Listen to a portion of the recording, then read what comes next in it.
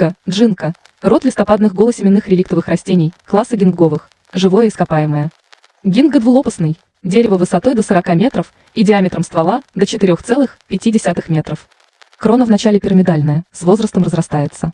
Отваренные или жареные семена гинга с давних времен употребляют в пищу в районах его произрастания и используются в китайской медицине. Ценится в декоративном садоводстве за красоту кроны и ажурную листву.